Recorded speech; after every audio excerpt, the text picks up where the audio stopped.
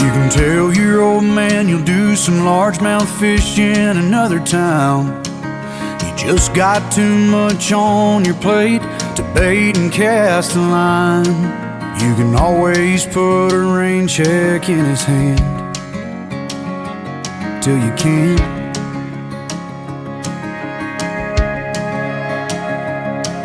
You can keep putting off forever with that girl whose heart you hold, swearing that you'll last someday further down the road. You can always put a diamond on her hand till you can't.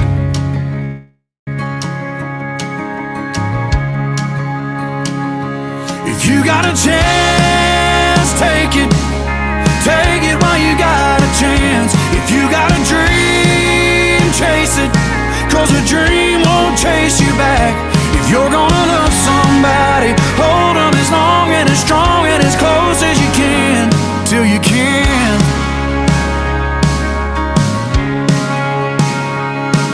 There's a box of greasy parts sitting in the trunk of that 65, still waiting on you and your granddad to bring it back to life. You can always get around to fixing up that Pontiac till you can't. If you got a chance, take it. Take it while you got a chance. If you got a dream, chase it, 'cause a dream won't chase you back. If you're gonna love somebody, hold them as long and as strong and as close as you can, till you can't. So take that phone call from your mama. Where is he? Just talk away, 'cause you'll never know how bad you wanna, No, I just till you can't talked to someday. him. Don't wait on tomorrow, 'cause tomorrow may not show. Say your sorries, your I love yous, 'cause man, you never know. If you got a chance, take it.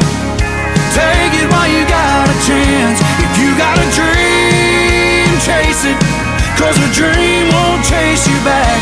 If you're gonna love somebody, hold them as long and as strong and as close as you can, till you can.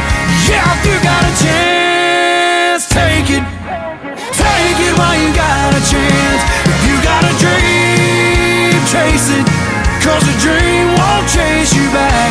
If you're gonna love somebody, hold them as long and as strong and as close as you can, until you can. Till you can.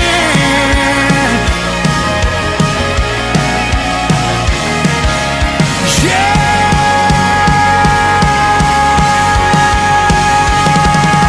Take it.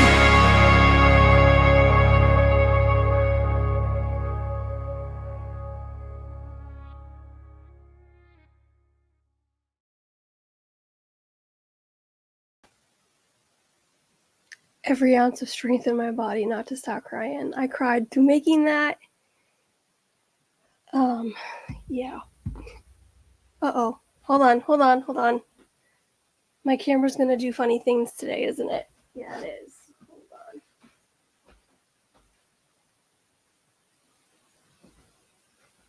on. Okay. Let's see if that will work. Okay. Apologies. Welcome to live YouTube television, ladies and gentlemen. So that intro serves a purpose, that song. I've been wanting to make a new intro for a while, and I didn't know what to do.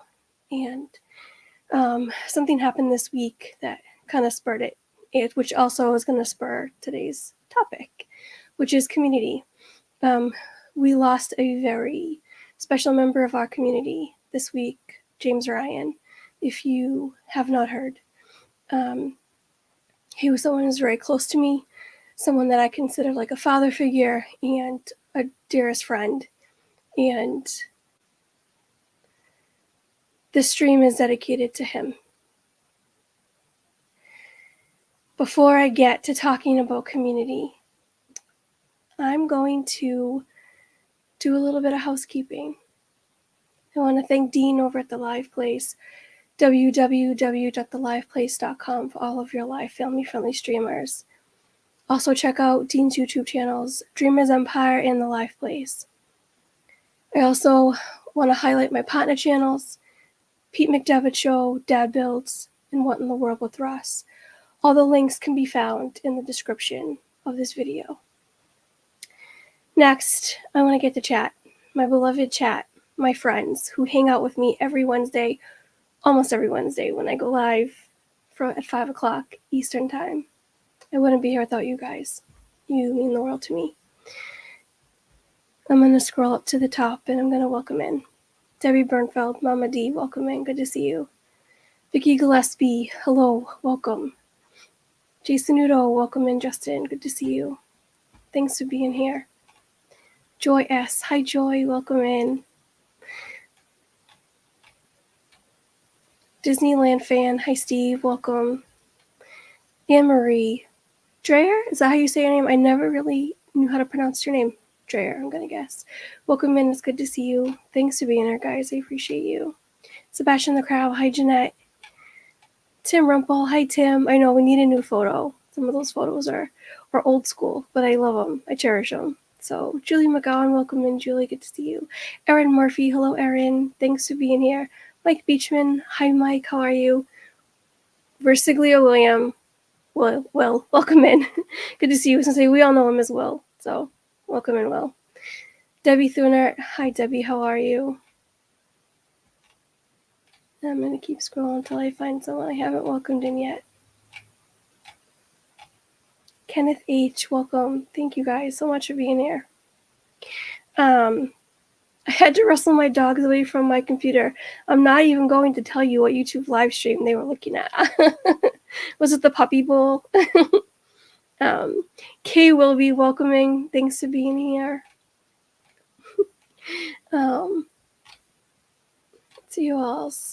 Let's see who else. I'll get to someone new. Oh, and it skipped on me. Sparkly Pink Diamonds, welcome in, Angie. Good to see you. And I'm calling you Angie because Chris calls you Angie. I call you Ange. Go to work too, I'm sure. Let's see. Jennifer Caruso, welcome in. Thanks for being here. Jeff Condon, welcome in. Thanks for being here. Good to see you. Disney M. She's not supposed to be here, but she is, and she's being very naughty because she's got a headache. Dang it, M. Go lay down. Space. Hey, stop skipping on me. Space Mountain Dave Cantrell. Welcome in, Dave. Good to see you. Movie Mania Nick. Welcome in, Nick. It's good to see you, too. Thanks. Well, I love you back, Erin. And I think I saw something that you lost a family member, so I'm very sorry for your loss. That's not fun. My condolences to you and your family. Chris Dye, welcome all the way from the West Coast. Thanks for being here, Chris. I think I'm at the bottom. I am. If I missed you, I do apologize. Please just say hey. Keep talking, and I'll make sure that I get you. Daniel Berry Sports. Hi, Daniel. Welcome in. Thanks for being here. Yo, duh. Anytime anyone says yo, I always want to say duh, and I just did. So there we go. Anyways, so today's topic is going to be a little. I mean, when have you known me not to kind of pour my heart out? But I had been holding back doing talking about this because I didn't have it all together, and finally I did have it all together with things that literally hit me the last minute. And I thought now is the perfect time to do this because we just lost James, and I'm also losing my voice, so I apologize if I sound like, I don't know. Some friends have noted it as sexy phone voice operator, but I apologize for it because I'm in and out. So I thought it would be a good time to talk about community. I've been trying to pull this topic together for a while, and it very much includes you guys. You guys are a huge part of what I'm going to talk about. So I hope you'll stay tuned. And so the intro, I did say that I was going to address the intro. In the intro, there's a little bit of talking in the music, and that's in the music video. And I decided to leave that in there because it's during the part where a mother's trying to get a hold of her son. And there's a little bit of stress and panic. So I decided to leave that in the music video. It is not me talking, don't worry. But just so you guys know, it was all part of it. I knew it was there. It was on purpose. So, all right, I'm gonna just jump right in. So so usually, you know how like I write things down and they're kind of scripted and whatnot. Things are written down, but it's not entirely scripted. I have like bullet points and then there's some like paragraphs. And so I'm very proud of myself. So we're gonna see if I could stay focused, this girl with ADHD, and I'm sure it'll be fine. So I'm gonna talk about something. I'm gonna start off. I'm gonna give you a little background about myself in this so that you know where I'm coming from when I talk about it. Some of it might be a repeat for some of you that know a little bit more about me than others, so I apologize. But I'm curious, and I'm gonna minimize this so I can see chat going on, so I don't miss anybody in chat. Jeanette, you're good. You're not the first person, Jeanette, to note that. And Pete called me before the stream, and he was like, "You're talking. You can hear you talking in the video," and I was like, "No." Because I showed Pete I'm going to release that video after the stream. I'm going to release it tonight. So if anybody wants to watch it again, you'll be able to have it. Yeah, Pete was like, you're I can hear you. And I'm like, no, you can't. It's not me. It's all part of it. I left it in there on purpose. So if you go back and listen to it again, listen to what's happening with the song lyrics and with the woman talking. All right, anyways, I digress. Sorry. Okay, so yeah. What spurred this on was a lot of memes that I've been seeing with the same topic lately. And it is something that I have heard my entire life, that people have told me, and that I have never been able to resonate with. And it's the quote that says, Katie Mack, welcome and good to see you. It's a quote that says, there's a God-shaped hole in all of us that only he can fill. And it's also a song by the band called Plum, which is a really good song, don't get me wrong, but I have never been able to relate to this line ever in my life.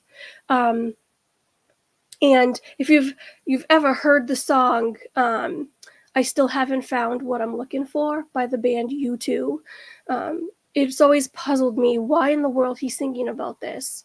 Because, he talks about heaven, he talks about, the golden streets or whatever, and streets of gold, and he's talking about, his eternity. And I'm thinking, but he's saying he still doesn't know he still hasn't found what he's looking for. And I never understood that until recently.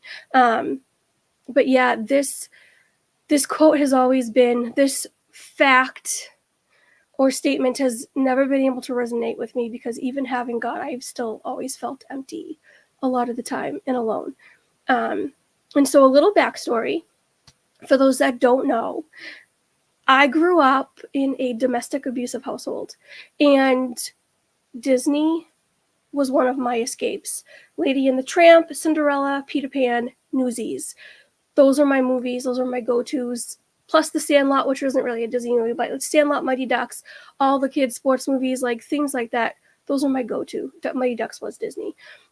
Those are my go-to and my outlets to kind of escape when things were getting really rough in my household. And so growing up in that kind of environment, I was always made to believe that everything was my fault, that I did something wrong and someone else got a beating for it or something. You know what I mean? It was just preconditioned things like that, PTSD and whatnot. PTSD. I don't know if I have PTSD. Maybe trauma, childhood trauma, we're going to call it. My son's knocking at my door, I think. No, my husband's home. Anyways, so fun fact for those that don't know, you know me now. You know me as this, as outgoing and vibrant and bubbly and all that stuff. I'm on a live stream. You know me as who you see me now.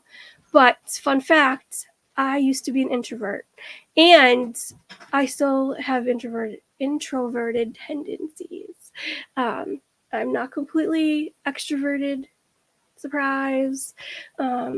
But it wasn't until recently it kind of realized, what has driven me to be so introverted. Viola Tina, thanks, Kenneth. Seriously, get on my level, Jason. I'm just kidding. So I used to be extremely bitter towards people towards life, because I just never felt like I was worth anyone's time, or that that I should stretch out of my bubble, or, tell somebody, what they mean to me or how they feel, whatever. I just kind of put myself in this own little cocoon. And I used to dread reaching out of my comfort zone and being social and outgoing. I hated controversy. I hated anything controversial, confrontational. I didn't stand up for myself. I was bullied almost my entire life, from school, family, friends, etc. I was bullied. And not to play the victim. Please, I'm not perfect. I get that. That's not what I'm saying. But I'm just saying this is my, how I grew up. And then one day something changed. So back home in Boston, where I'm originally from, for those that don't know, I belong to a church, and I always wanted to serve as a deacon. I don't know why, but I always felt called to serve as a deacon. I just wanted to serve God in that way. And I never got to. So we moved out here to upstate New York in 2009, and we found a new church, and it's completely different, this church. So the church I come from is very bottom heavy. So congregation makes the votes, rules things, votes things in, whatever. I come here and everything's top heavy. So like hierarchy and down, however the heck you want to word it. And it's culture shock. It is Christian shock for me. And I don't like it. Okay. Dad Build, speaking of pod channels, welcome in, Chris. Good to see you. And so I'm from Boston, if you don't know. Trust me, we can tell. Thank you, Justin. I appreciate that. But somebody might not know. I don't know. So anyways, so we came from, and I'm going to give you a little bit of church dynamics so that you understand what I'm talking about when I say it. So in my old church, we had deacons and we had standing committee. Standing committee kind of handled like the building and property and everything like that. Deacons were like church members and finances and all things like that. And so I come here, and this denomination, so back home, because I'm from New England, it's a congregational church, which is basically what the Pilgrims had set up and set in place for their church. And I come out here, and it's Reformed. So it's RCA, Reformed Church of America. And it's just very different, just very, very different. And they have deacons and elders, which make up this thing called consistory. And within the consistory, you have 5 positions: president, who's usually the pastor, vice president, chair of deacons, the clerk, and there's another one that I can't think of. So I served as clerk. And those 5 positions served as executive committee. And it's basically the HR department of the church system, I guess. And so just checking on chat, make sure I don't miss anybody. And so we had a pastor. When we first moved here, we became friends. We became fast friends with a few families in our church. And little by little, they started moving away. And so my community started kind of back in 2013, 14. My community started kind of unraveling, coming from a place of stability in my old church, not used to, like, all my friends were still friends. Like, nobody really moved away, except for a couple friends that kind of went to college off and whatever. And so Jonathan Chong, welcome in. Thanks for being here. And so it was nice to move out here and make fast friends, because we're alone before I was away from family and our old friends and everything. And so it was just really nice. But one of the families that moved away was my pastor's family. And before he left, he had kind of set me up with, he knew I wanted to serve as deacon, and he kind of petitioned for me to be a deacon to fill a 1-year time slot. And so I did. And Mike Wheeler, welcome in, Mikey. And so I took that role, and Then I got pregnant in 2013. I took the role while I was pregnant, and then I lost that baby. That was baby number 3. And so then I got pregnant again in 2014, and it was in between serving during that year, I believe.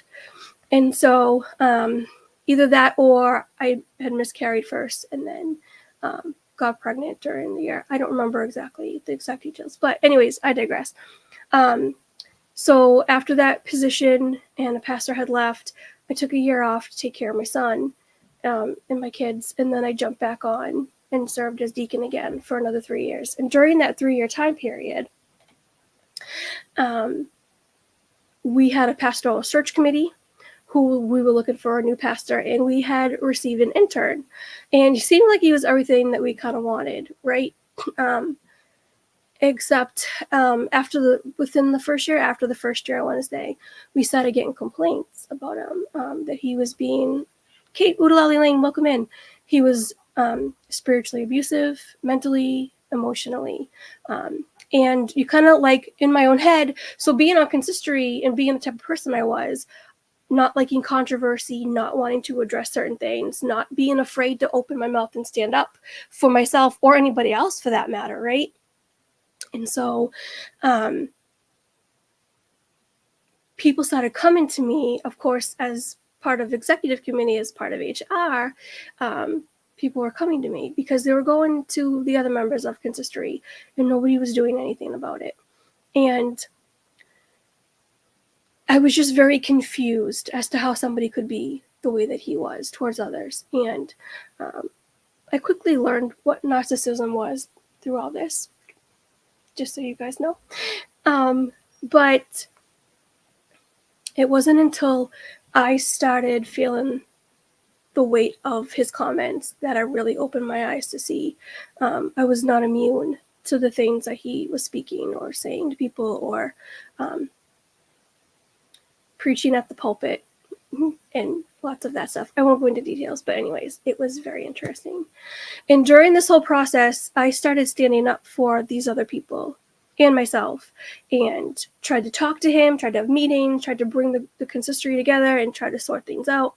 And this was back in 2000, between 2017, 18, really, I'll say, and 2020, which is right around the time where I just started to find you guys. I found you guys in 2019 at the tail end, really into 2020. But anyways, we'll get to that in a second. And so as they started to bring things to light and address things, of course, he has the passive aggressiveness and the charismatic. And so me coming to the front lines with it kind of drove, kind of divided our church because there were some people that were still siding with him. And we tried, exhausted every method with him throughout those couple of years of like, trying to deal with things properly. And it was just one big heck of a mess. And I was called names. I had things, verbal things thrown at me that I don't even want to detail, but all because I was just trying to do what I felt was the right thing to do. And so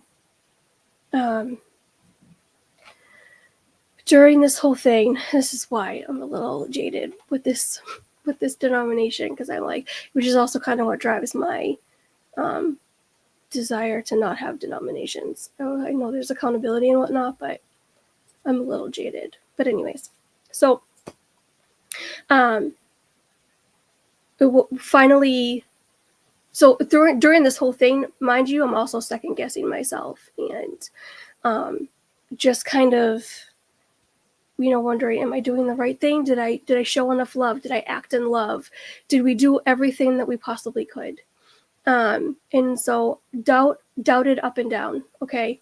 And it caused a lot of bitterness, and the bitterness rehashed. And, my relationship with God has always been just a constant conversation with him from just being a teenager into, a late teenager, because I used to think that God hated me and didn't want me around and I was not good for him. And so toward my young adult years, working in Boston and going back and forth to work and on the train and everything. And it really just kind of enriched my relationship with him. And I was close, and I was talking to him and praying for random people, like there's just things that he would put on my heart, and I would just talk about to him, right? And so that's how our relationship was. And as I got married and had kids and moved out here, that kind of dwindled. And even though I was in the church, it wasn't as strong as it used to be. And now I sit and I look back and I think, I don't even think it was as strong as I thought it was back then. And because I compare myself to how I am now, you know, in my relationship with God. But I'm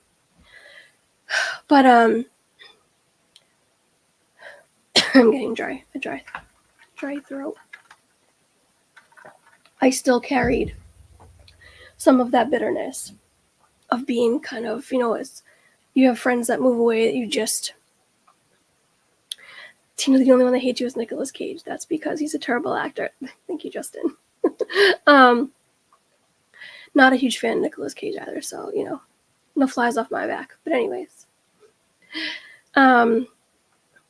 so I started to see that I, you know, really had this bad taste in my mouth, and just everything that had been going down just kind of made me lose my hope in humanity, and it kind of dwindled my faith, because I thought that this big thing was going to happen by Kazi. I thought this great thing was going to happen, and that it would bring reconciliation, and that it was going to bring repentance, and it was going to do all these amazing things. And it did not turn out how I thought it was.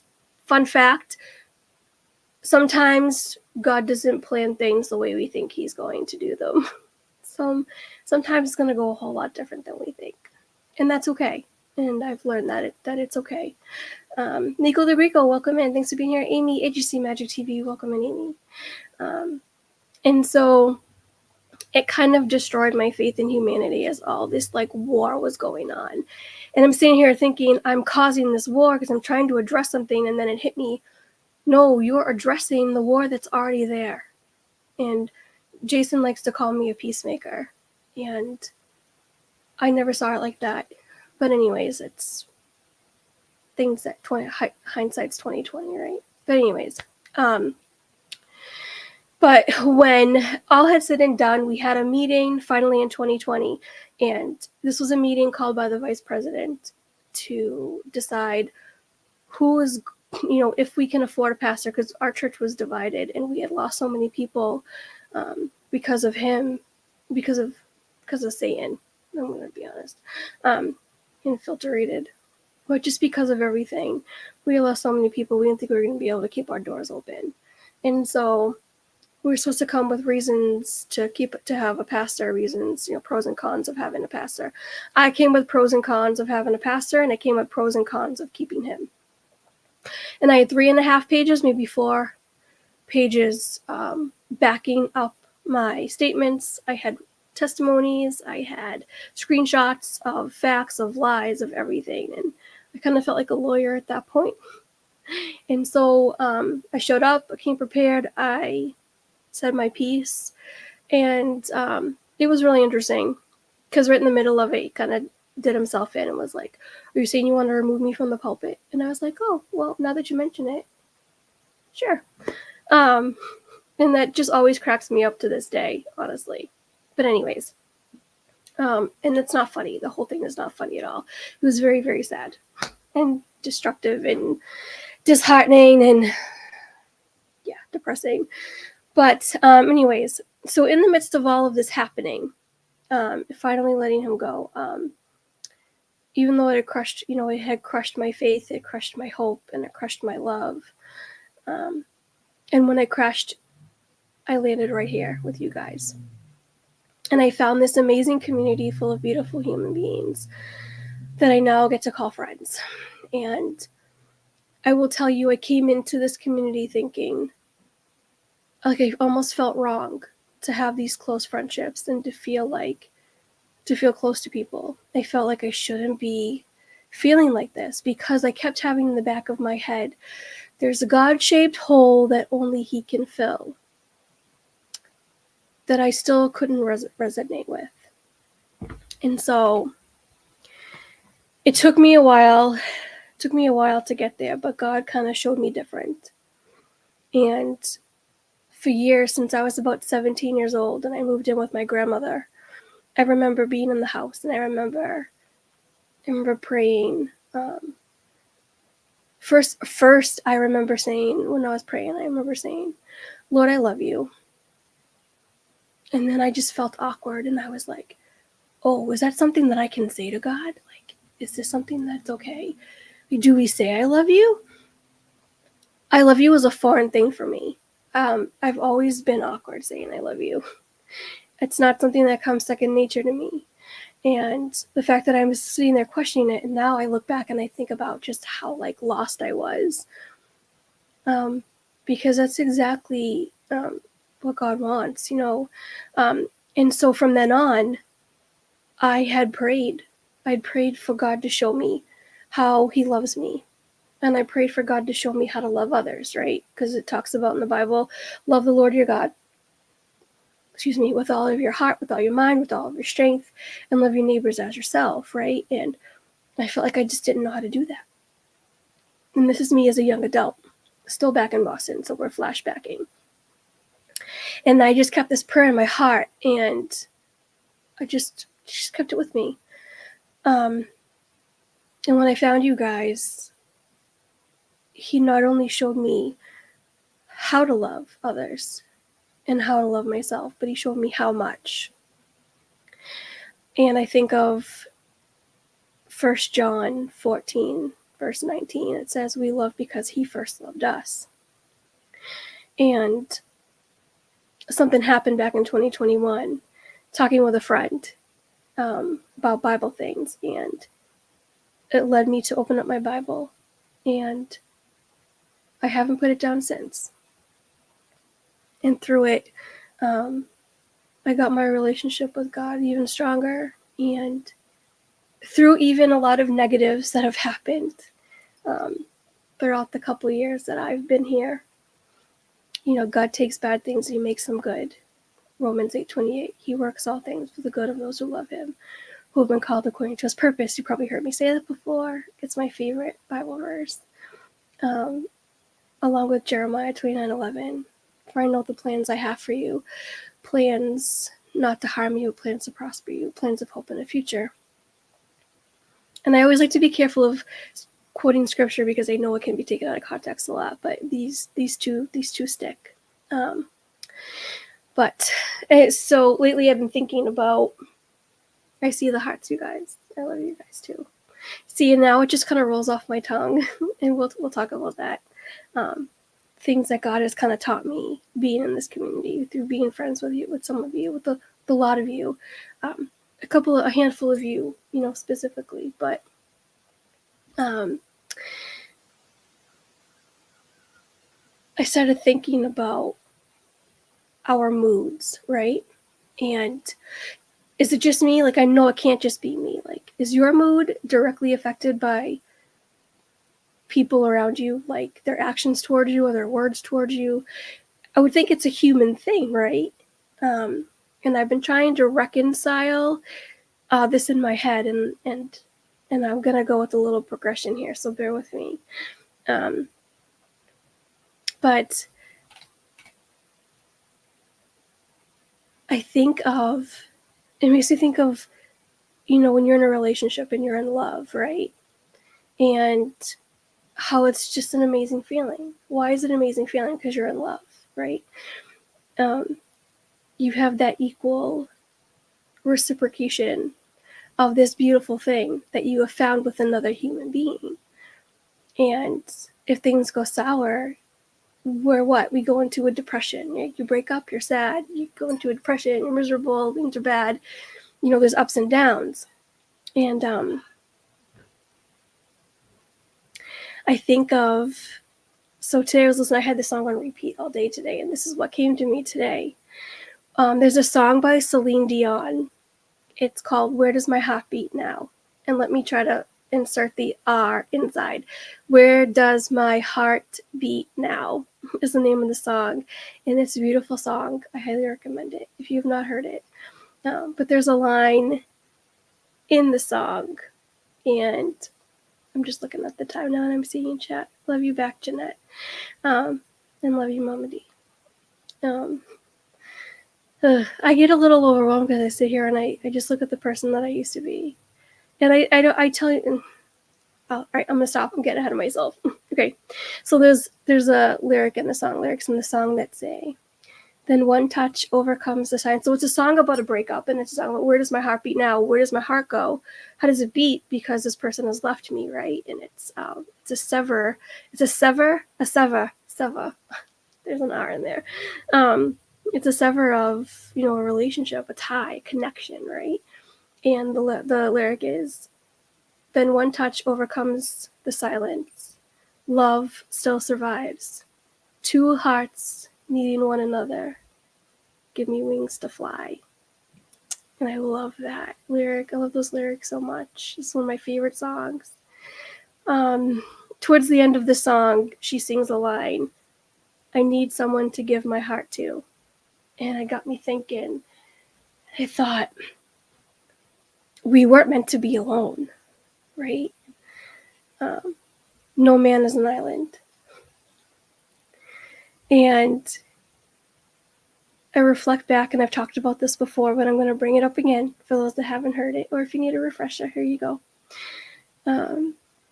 We talk about relationships.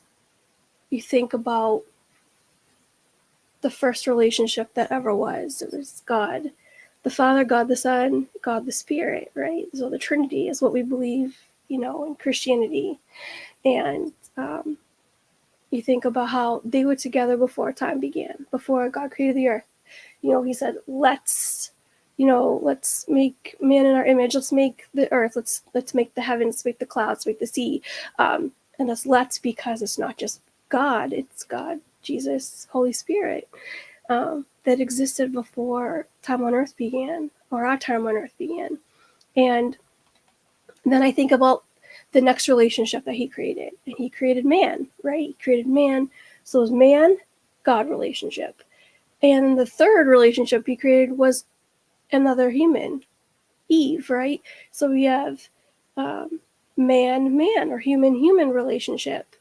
And so you got three relationships. You have the Trinity, you've got God to man, and then you've got man to man, or human to human, right? And I think of the three, that kind of circles back to God the Father, God the Son, God the Holy Spirit. And the number 3, actually biblically, is the number for completion. And I love that. Pete McDevitt Show, another partner channel, welcome in. This incredible friend. The community is packed with people of integrity and huge hearts. Community saved my life and given me a gift that is my purpose I never knew I would find. Thank you all. I agree, Pete, 100%.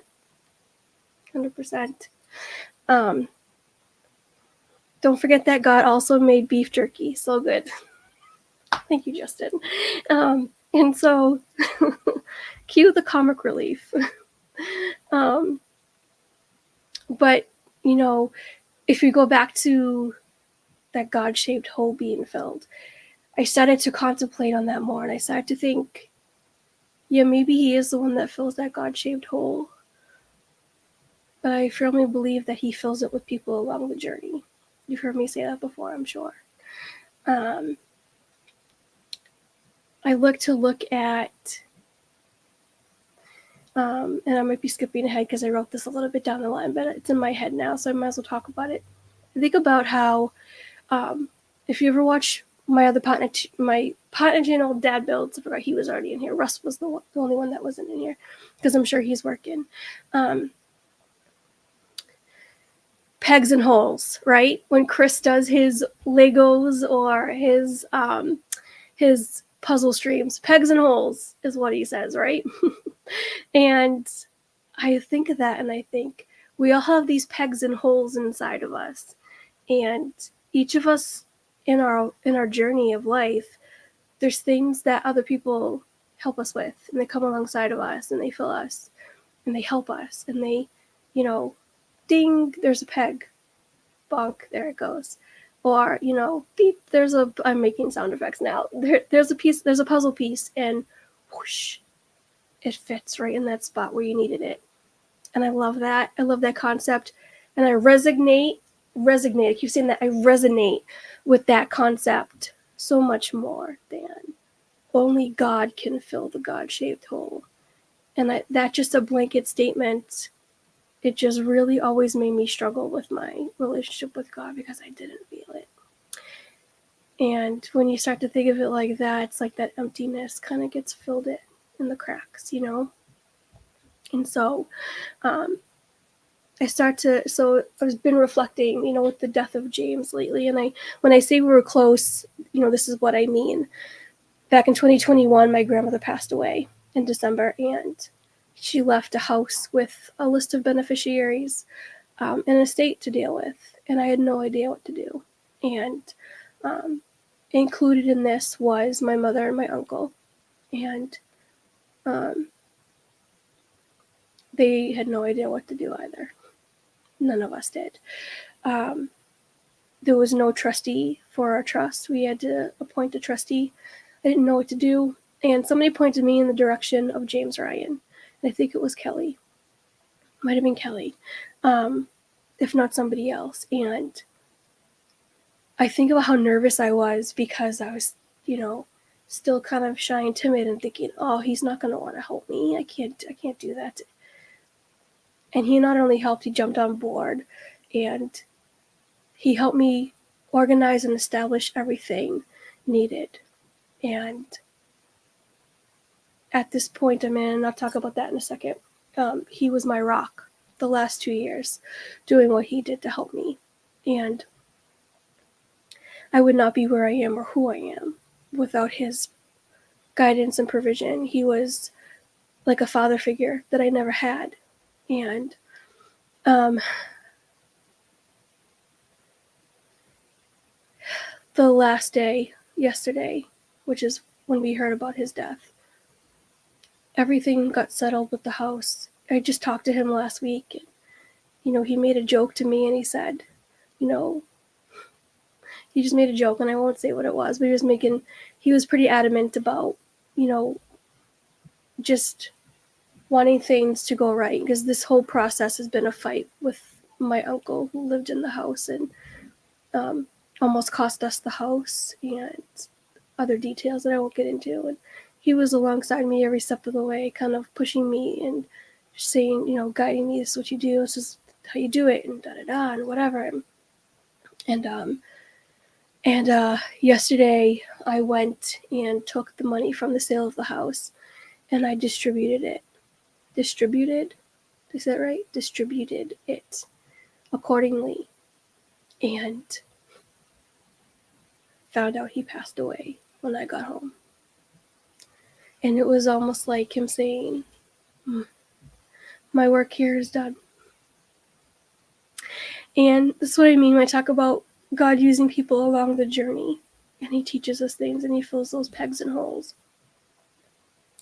And I take a look at the end of 1 Corinthians chapter 13, which is the love chapter. And I talk about this more. I'm not going to go into detail. But if you want to watch the Conversations with God live stream that I did called Reckless Love, the link is in the description. If any of my mods want to grab that and post it in the chat for easy access, I encourage you guys to go back and watch it. Leave me a comment. Let me know what you think. But I talk more in depth about this. But, you know, at the end of the passage, it says, now I know in part, and then I shall know fully when we are with God in heaven. And I put a little ending to that is, even as I am fully known, as Psalm 139 says, that we are fully known. So I still haven't found what I'm looking for. And I firmly believe it's because we will never experience the fullness of this until we are united with God in heaven. And I think about the pegs and the holes again, and I think that's what community is. And so something else I think of that I wanted to share, and it's Samwise Gamgee. If you don't know who that is, Sam from Lord of the Rings, and I think this is from the Two Towers, I think is what book this is from in the series. But if you're not familiar with Lord of the Rings, this is a 3-part trilogy of a Fellowship of the Ring who have vowed to take this ring to a place called Mordor and destroy it because it is an evil entity, and it destroys people. And in the end, it comes down, they get separated, and it's down to Sam and Frodo just by themselves. And Frodo comes to a place where he is exhausted and he is wiped out and he can't go on. And he says to Sam, I can't do this, Sam. And Sam says to him, I know. It's all wrong. By rights, we shouldn't even be here. But we are. It's like in the great stories, Mr. Frodo. The ones that really mattered. Full of darkness and danger they were. And sometimes you didn't want to know the end. Because how could the end be happy? How could the world go back to the way it was when so much bad had happened? But in the end, it's only a passing thing. This shadow. Even darkness must pass. A new day will come. And when the sun shines, it will shine out the clear. Those were the stories that stayed with you. That meant something. Even if you were too small to understand why. But I think, Mr. Frodo, I do understand. I know now. Folk in those stories had lots of chances of turning back, only they didn't. Because they were holding on to something. What were they holding on to, Sam? That there's some good in the world, Mr. Frodo. And it's worth fighting for. I don't think Frodo would have had the strength to continue if it weren't for Sam. Sam was his will to go on. His best friend, his companion, his accountability partner. His persistent voice of reason. Sam was his walk in the darkness when he needed a light. And if there's anything that God has taught me in this community, it's that we need each other just as much as we need God. Things may look dark, things may look bleak, but we hold on to hope and we hold on to love and we hold on and we cherish all the good.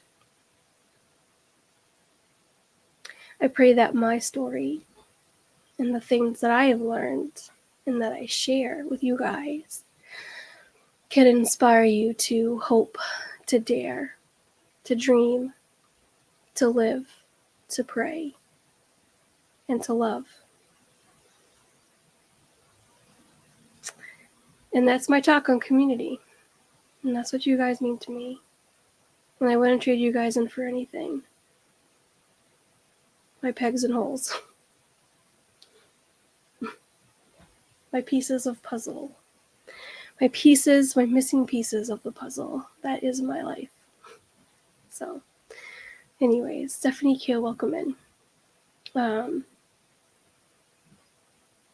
Yeah, I don't know. It just kind of blows me away. Thanks for posting the links, guys. It is 5:49. Amy, AGC Magic TV goes live at 6. I want to send you guys over there if someone can post a link. Love you back, Steph. Happy to peg and hole with you, Tina. Thanks, Em. I'm happy to peg and hole with you, too. And Chris, if you're listening, hope you don't mind I stole your pegs and holes. Yeah, go check out Amy, 6 o'clock. Disney Nerd Herders maybe at 7. Pete's doing World Series, I think, at 7. It's Wednesday. Yeah, he's doing World Series. Joy is on at 8 o'clock. I will be with her among Jeanette and Molly, Monorail Molly. And you heard that. Chris. Love your bugaboo. Yes. Pete says, yep, live at 7. And D&G Explorers are live at 8 also. And then at 9 o'clock, Diz and That, who are going to bring Poetry Night back. And I'm so excited. I love Poetry Night. I cannot wait. And make sure that you check out all the friends. And I'm going to give you the same thing I give you every week when I'm live. And it's, you are a blessing to me. You are worth every ounce of everything good. And you are beautiful, and you are loved, and you're appreciated. You are appreciated. And that if you are struggling through anything, I'm going to tell you the same thing I tell myself. Pray it out. What's the worst that can happen? You get an answer to prayer. Talk to someone. I'm always here. Think of a wonderful thought. Any merry little thought. Bye.